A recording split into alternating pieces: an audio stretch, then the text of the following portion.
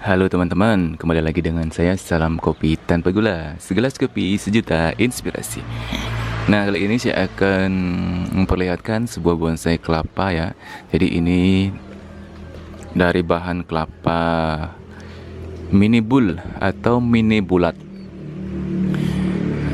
Jadi ini bisa dilihat teman-teman, agak mereng ya. Jadi untuk proses menjadi seperti ini sudah sekitar 6 bulan sampai 7 bulan ya, tapi belum ada tanda-tanda pecah daun teman-teman. Karena proses dari minion itu lebih lama dari kelapa biasa tentunya. Kenapa begitu? Karena nutrisi dalam batok ini lebih sedikit daripada kelapa yang besar dan biasa. Nah, kali ini saya akan membahas untuk media yang saya gunakan. Walaupun batoknya kecil ini, dengan media ini saya gunakan pasir aja. Untuk tahap awal penggunaan media pasir itu subur sekali teman-teman. Sangat subur ya. Namun di usia yang di 1 tahun teman-teman harus menambahkan pupuk organik ataupun pupuk kandang ya, untuk menambahkan kesuburan dari media. Jadi untuk selanjutnya teman-teman bisa gunakan medianya pasir campur tanah subur atau tanah di bawah pohon. Itu cari sekitar 10 cm ya di atas itu subur ya, karena ada kompos di dalamnya, atau bisa teman-teman tambahkan sekam bakar atau pupuk kandang. Itu terserah teman-teman, silahkan dicampur. Nah, tapi jangan menggunakan tanah saja ya. Tanah saja dalam artian tanah yang terlalu tandus itu teman-teman gunakan, itu akan membuat media cepat kering.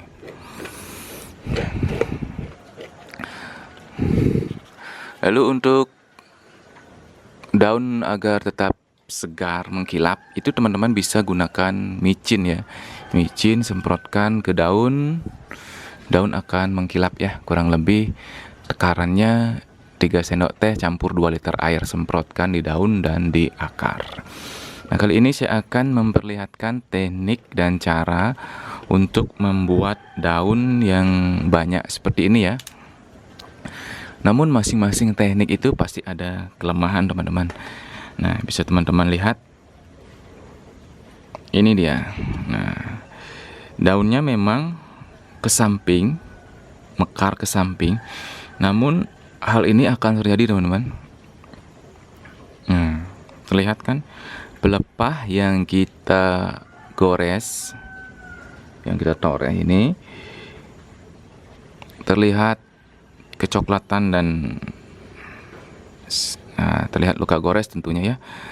Inilah satu kelemahan dari proses ini.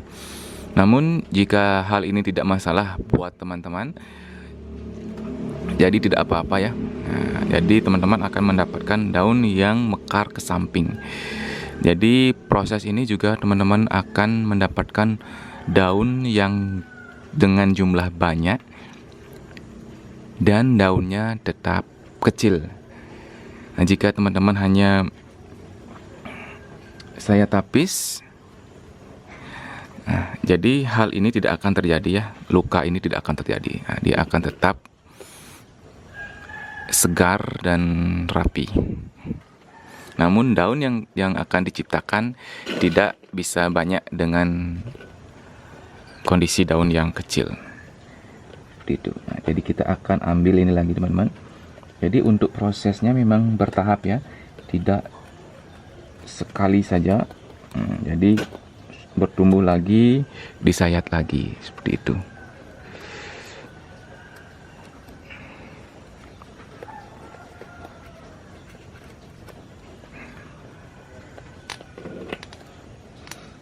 Jadi untuk awal teman-teman, jika tidak ada pasir bisa gunakan tanah subur langsung, tidak apa-apa ya.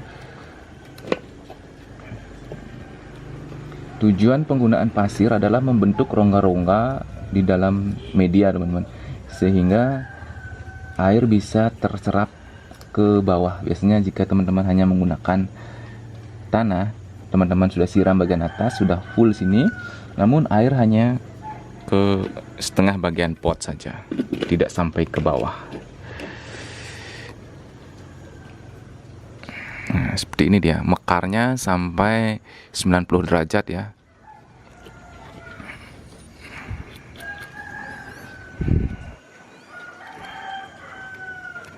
Ini dia caranya. Buat yang ingin mencoba, yuk silahkan dicoba. Yang suka tang-tangan, yang suka daun banyak, inilah caranya teman-teman.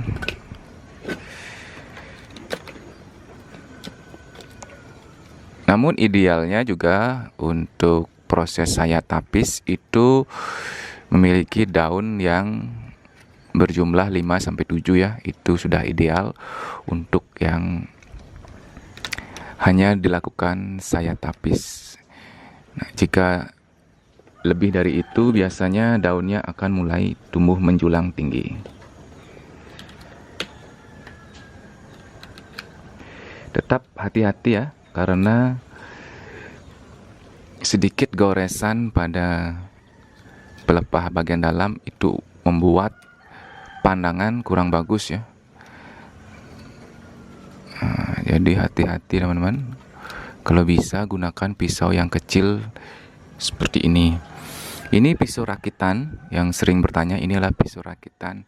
Saya buat dari gagang pulpen dan ini matanya dari surgical blades ya, atau pisau bedah.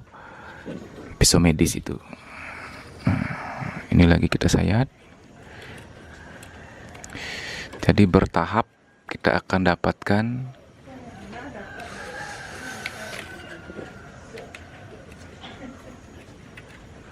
pelan-pelan ya, karena untuk proses sayat tapis ini ya lumayan susah kalau untuk pemula. Namun jika terlalu terburu-buru bisa terpotel juga, nanti berbahaya ya. Selain itu, karena jumlah daun yang cukup banyak, tentunya akan membuat proses dari penyayatan sedikit sulit teman-teman.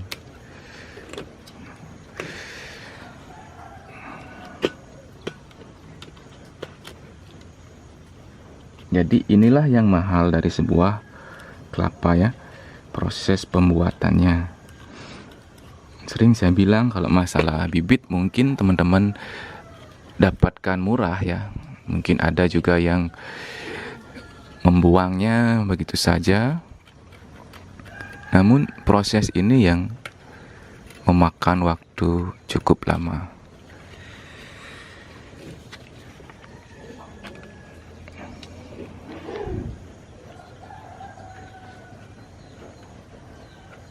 Dan tentunya proses inilah yang mengasihkan teman-teman.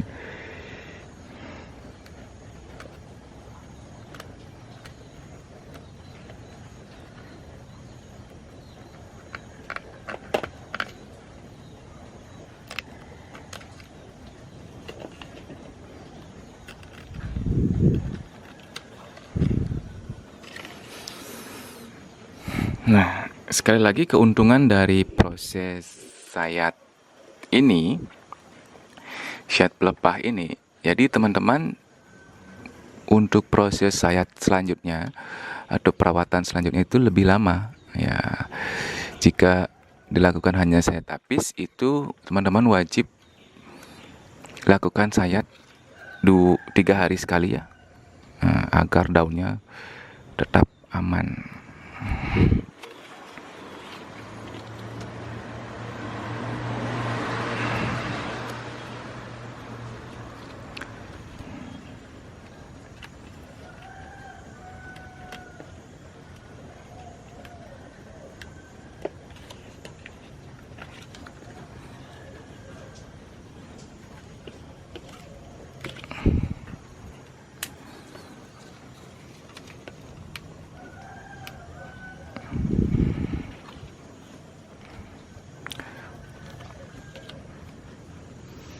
Biasanya saat teman-teman menarik daun ini, nah ini bisa tertarik terlalu keras, tidak ditopang, itu bisa mengakibatkan patah ya.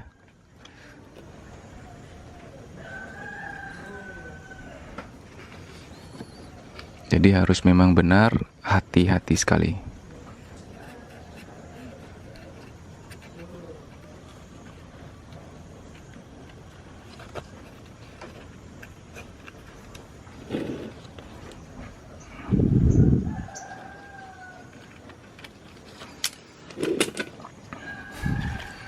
Ini juga daunnya kecil ya. Nah, ini kita akan dapatkan lagi tapisnya teman-teman.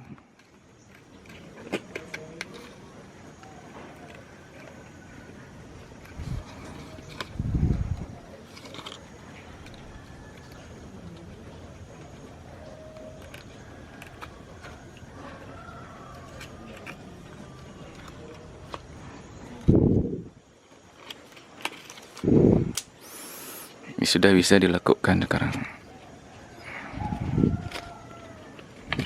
Jadi untuk jumlah daun ini baru 1, 2, 3, 4, 5, 6, 7 ya, 7 daun ya. Tapi masih kecil-kecil tentunya teman-teman. Nah, sekian saja teman-teman. Selamat mencoba, semoga berhasil dan menciptakan bonsai kelapa yang bagus dan indah ya. Jadi untuk ini bonsai kelapa saya gampang sekali digunakan untuk kumpul atau kopdar ya. Jadi tinggal bawa dengan satu tangan. Kebetulan saya membuat 2, lagi 1, ya, hampir kembar ya. Nah, terima kasih sudah menonton, semoga bermanfaat buat teman-teman pemula dan buat teman-teman senior. Jangan lupa berbagi ilmunya terus. Salam satu hobi, salam kopi tanpa gula. Terima kasih.